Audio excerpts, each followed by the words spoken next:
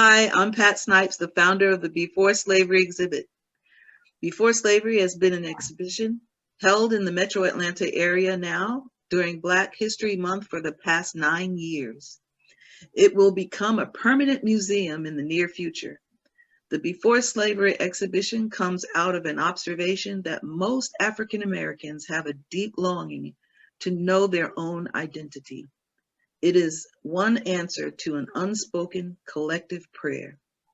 You will find that it is an extraordinary blend of ancient knowledge delivered through the best of today's technological advances. The Before Slavery Museum is a full sensory, interactive, and memorable walk back in time before the transatlantic slave trade. It allows you to witness the trail that our ancestors traveled over the past few millennia. Who were the people? Where did they come from? How did they live? And what did they believe? I want to welcome our very own extraordinary young scholar from the Andrew Young International Scholars Program, Modesta Campinda. She graduated from Spelman with degrees in international studies, political science, and government. Modesta is with us today from Zimbabwe. Also with us today, I'm very excited to say, is Atlanta's own media star, Twanda Black. Ms. Black has won many prestigious awards and was recently honored as one of Atlanta's top 100 women of influence by Atlanta Business League. She was also voted Gospel Choice and Steeple Awards Best in Media, and she hosts a syndicated radio show, Inspirations Across America, in 30 markets in the US and across countries across the world. But especially today, I am very proud and happy to welcome Ambassador Andrew Young. He's one of the founding fathers of the Civil Rights Movement. He served as the executive director of the SCLC, and he's close confidant to Martin Luther King Jr., but he also worked closely with many other prominent figures, such as the Honorable John Lewis. Ambassador Young is actually from New Orleans. He's a minister of the gospel.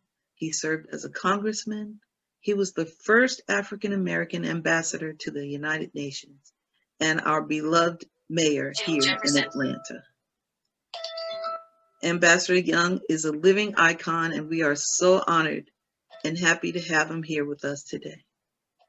Right now, I'll turn the floor over to Ms. Twanda Black. Twanda. All right. Hi, Ambassador. I got you. How are you? Fine. Wonderful, wonderful. You know, we know how important it is for us to know our pre-slavery, and we talk about slavery all the time. Why is it so important for us to know our pre-slavery history? All civilization began in Africa. And actually, if they're honest, even Adam and Eve were Black. Nobody in the US has been teaching that, except there was a group around Morehouse and Spelman, and the Shrine of the Black Madonna. Yeah. Oh, yeah. And I heard some brilliant lectures there by John Henry Clark before he died. Yes. And I don't know whether he wrote much. I've never seen a book of his. But we had Sheikh Anta Diop from Senegal at Morehouse when I was mayor, and we published his lectures. But that King Chapel was filled with, they had people standing upstairs and downstairs and all around. And he was talking in French, translated in English. But the information was so fascinating that people came early and stayed late just to hear him, and that was published. We published those lectures, but the only people the only place I've ever been able to find that book was at the Shrine of the Black Madonna, and I didn't know whether they were still open now. I was just over there. I didn't see it open. I haven't seen it open. It's not okay. Yeah. I'm hoping it's just pandemic closing and maybe they'll come back. That I argue, especially with the young Black intellectuals. See, I said, look,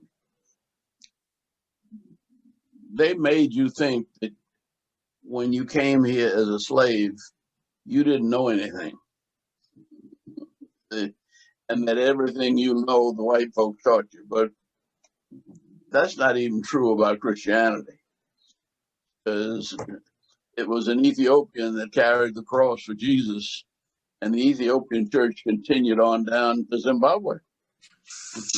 And there was a Roman Catholic, I think a Belgian archbishop in Congo, that the whole country, he was a Muslim who converted to Christianity.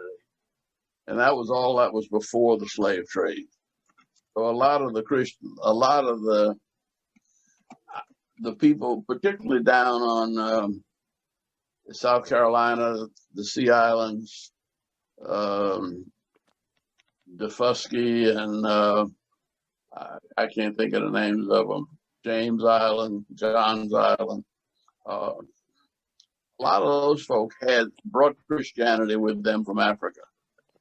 They were not converted by white folks over here. That's right. And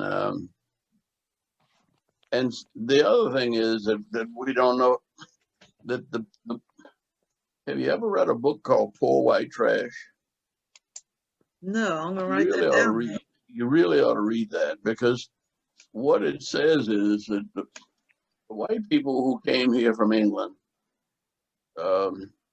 they called them indentured servants, but they were really people that they picked up off the streets of London and the cities of England, and they sent some of them here. They sent some of them to Africa. That's how Ian Smith got there. I mean, they were the poor white trash of England that they sent down there. And Australia too. They were from Australia was a prison colony. Wow. But these people had no skills, whereas the Black people who came knew how to farm, they knew how to hunt, but they also, well, I don't know how far back the Zimbabwe carvers go.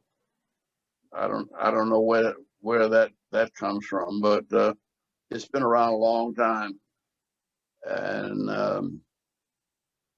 the same thing is true of the casting iron and gold, the gold casting in Ghana and Nigeria and all of those castings. A lot of those slaves came to New Orleans, and all of the construction in New Orleans was done by slaves. And it wasn't the white people teaching them how to make things. They knew. Well, I'm tired of Black folk who are here feeling pitiful because the white folks told them they were slaves. I never felt pitiful. Right. And my parents and grandparents wouldn't let me feel that way.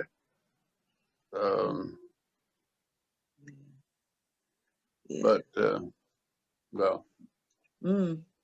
So that's the kind of thing that we're trying to do, is to encourage the young people to know who they are, where they came from, that they come from a rich history, that we were not a bunch of naked savages running around, that we we were organized, and we had science, and we had math, and Well, that's what Sheikh Hamza Diop talked about mm, in that African Origins of Civilization.